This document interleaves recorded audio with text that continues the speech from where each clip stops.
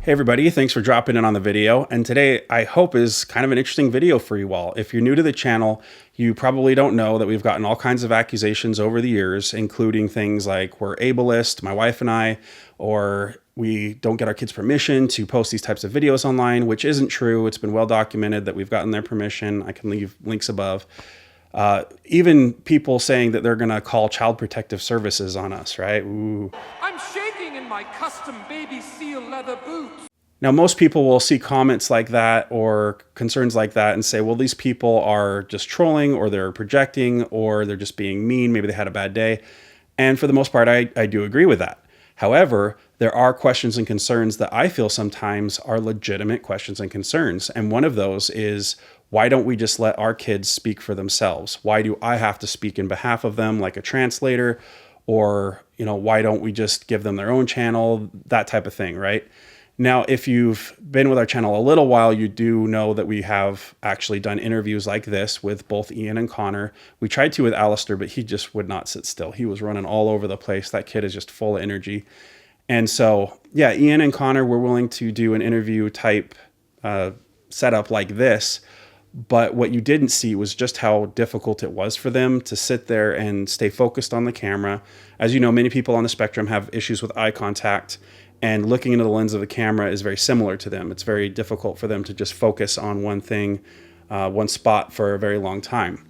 So while they don't mind being on different videos where they talk for maybe like 5 or 10 seconds, little sound bites here and there, sitting down in a situation like this where they're being a host to a channel is very difficult for them.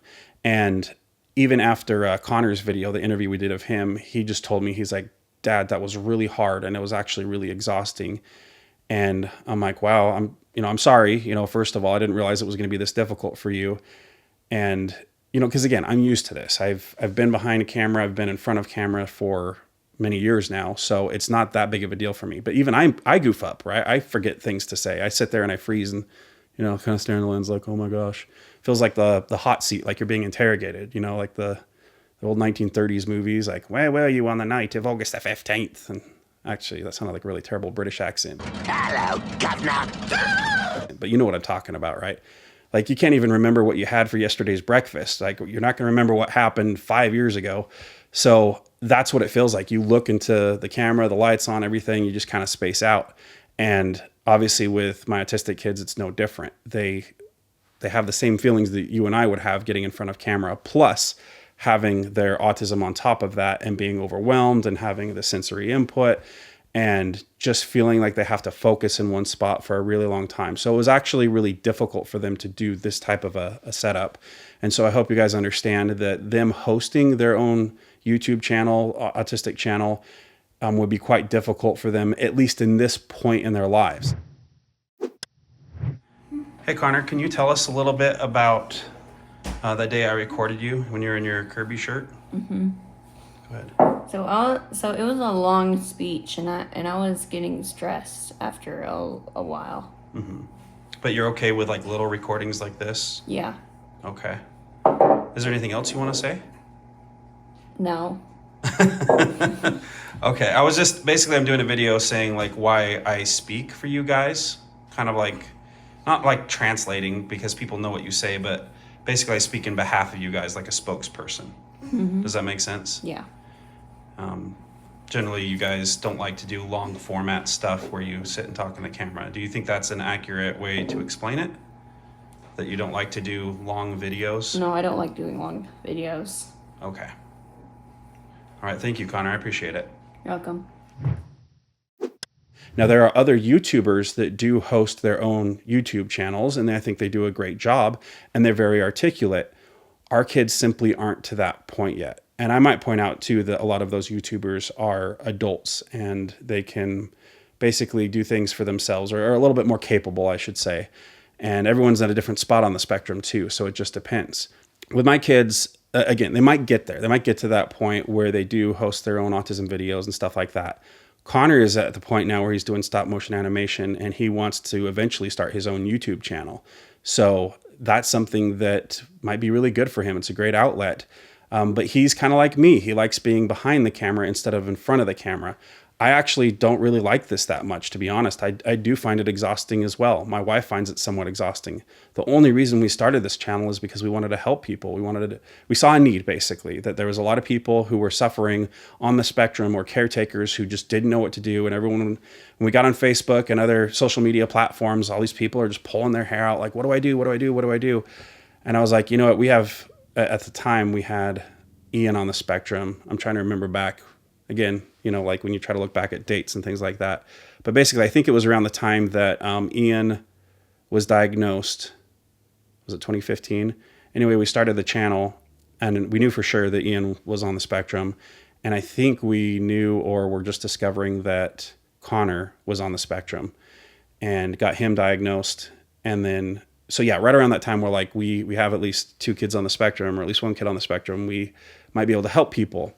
And then, fast forward to today, where our 3rd son was diagnosed on the autism spectrum, really motivated us to keep this channel going. And if you didn't know, if you, again, haven't been with our channel for a long time, Ian was actually the one who kept this channel going. When my wife and I were talking, and we're like, are we really getting a good message across? Are people really kind of, picking up what we're putting down? Is this helping the community?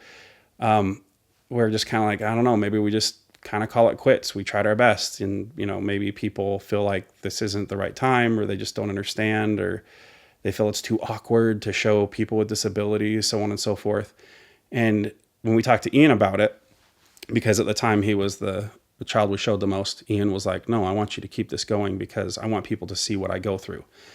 Ian doesn't like having autism. He said that before. And I know other people feel different. Some people like being on the spectrum. They like the way that it helps their brain see things and give, new, I should say, ways of seeing the world. They can solve problems that neurotypical people typically can't. And I get that. That's fine. If you like being on the spectrum, that's great. Ian is not one of those people who likes being on the spectrum. He sees it as an inhibitor. He sees it as, yes, even a disability, something that gets in the way of him doing the things he wants to do. Connor feels differently because he generally doesn't have that many issues on the spectrum. He does stim a little bit. He moves his fingers. He walks on his tiptoes. He might be a little socially awkward here and there. I am too, but it just doesn't get in his way that much. So to him, he's like, that's whatever. If I have it, I don't have it. Doesn't really make that big of a difference to me. Alistair hasn't really said one way or the other. He's just so full of sunshine and light that it's like nothing gets him down. The reason why I'm saying this is because basically our kids helped keep our channel alive. They want to do this. They do want to speak up, but for now they do need someone to help them, which is me, their dad, to speak in behalf of them, because this is a very difficult thing to do. And they're not quite as articulate as they need to be yet to make videos viewable. And I know that sounds mean, and I know someone's going to say, well, that sounds ableist right there. Don't worry, we're going to keep trying to help them to get to the point where they need to be, if they want to. That's another thing too. If they want to get in front of camera like this, and I think they'll get there eventually. But for the meantime, what we have, I think, is working, where we record them just in their natural daily life and, just capture those moments, and they're okay with that. And I hope you guys are too. And we look forward to making many more videos like this. And believe me, I would rather them be in front of camera than me. And, my wife says that too. She's not in front of camera a lot because she's not really camera shy. She just doesn't like doing this for a long time. And most people don't, let's be honest. I've done hundreds of interviews over the years, and the vast majority of people, when you get them in this hot seat, they just are like, I don't like this. And some people break out in hives and they just feel really intimidated. And I get that. Again, I'm a little bit more used to it because I've been in this situation for so long. I'm kind of numb to it, but yeah, it's just, anyway, we're really grateful. I do want to express that. We're really grateful to you, the community, everybody who helps support the cause of autism education. And we hope this video made sense to you guys and gals, and you understand why I would speak in behalf of those on the spectrum. And I hope you also know that I deeply care about all of you on the spectrum and what you're going through, and the caretakers as well, and all of you, all the things you go through as well. See, I just messed up right there. So I think we're good. I think that video's gone on long enough. Appreciate all of you, and I hope you have a wonderful day. Hey, I want to ask you a question. When I tried recording you in the chair upstairs in that little area with a light, did you want to do that video, or was it a little bit difficult for you? No. I just like gerbils. The pet gerbils are You like pet gerbils? They're kind of rats. They are like rats, yeah. They're very long-tailed rats. Yeah. Very long-tailed I rats. think you can see what I mean. It's kind of difficult to get him to sit still.